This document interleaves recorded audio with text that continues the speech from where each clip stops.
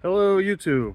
It is Monday, December 18th, and I'm going to film the roof portion of the shed. As you can see, I've done some of it already.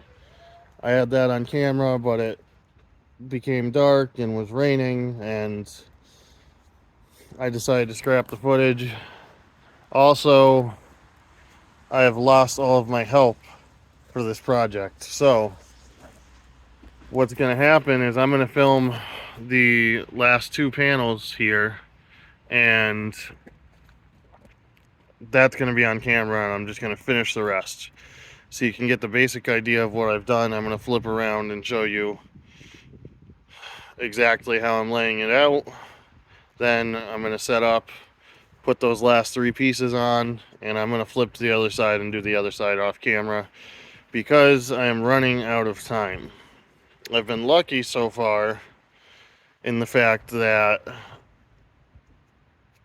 it's been 50 plus degrees in the middle of December, and there's been very little snow.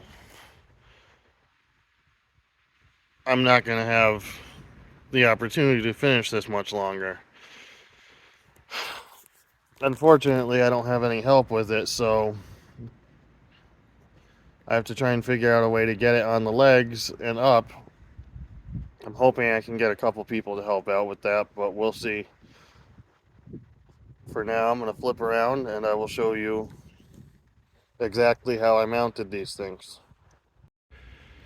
I started off with the middle section here, and basically one sheet, the next sheet, the next sheet, and if I had in the original footage, I'm sure you're going to see some when I put these on. The self-tapping screws really fight on this, so it's not an easy process, and one of the reasons I'm not going to film the whole thing is because you can kind of tell here they got a little crooked, and I don't want that. I want to be able to focus fully on getting them even and not having, what I'm doing be in the shot and this and that. So I'm going to do my best with these to just give you guys an idea of, you know, how I'm putting them on, and then I'm just going to finish the rest. And when I get people to help me pop the legs up, I'm going to get that on camera, and we'll see if this thing folds in half because of the uneven weight on the legs. Um, as I said in the other video, I don't know if it's the video that I deleted the footage or what, but my only worry with this and all the extra weight is actually getting it up on the legs. Because it's going to be, two legs, and then the rest of it's going to be leaning on the ground, and it'll put pressure in the middle. Once it's up on the legs, I'm not worried about it. I hung from the rafter of this thing while it was still up, and I'm 235 pounds, and it held me in the center with ease. So all this extra weight spread over the top of it shouldn't be an issue once it's up on the legs. And then the legs are going to get reinforced and all that stuff. That's what this pile of wood is. So without further ado, I'm going to get this side on.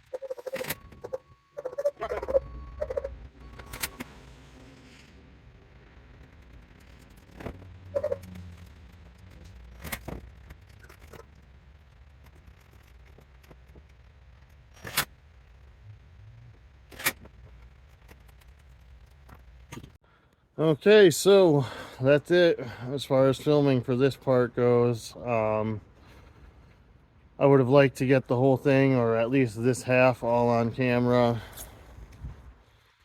but it just, time-wise, it's not going to work out to where I can film the rest of it.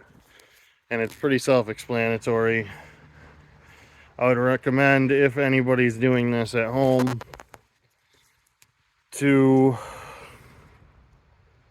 because these are actually not meant to go horizontal the way I have them. They should be going vertical, but I didn't want to have to make a bunch of extra cuts and all that, but that would be the way to go because it's easier to mount them.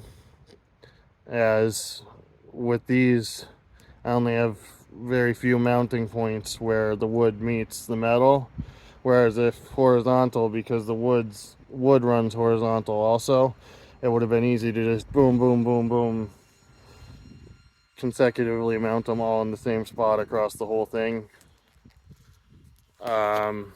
Again, not the way I did it, for sake of not having to cut up the sheet metal and use them as they are in one section. This end did actually go smoother than the first end and was a lot more even going down. So hopefully I'm able to replicate that with the other half. I'm going to make a note on this before I forget, because last night was a huge storm, raining, wind. I don't remember if I put it in another video or not, so I'm going to say it again just in case I did. If you're doing this, make sure you take down any trees that might fall on it and crush it, because this structure will not hold up to a tree falling on it the way a full-blown garage might. And if you're doing this, it's probably not going to be covered by your insurance. It might, I don't know. It's not something I'm going to look into for my insurance, because I'm going to plan on trying to maintain the trees around it. But again, thank you for watching.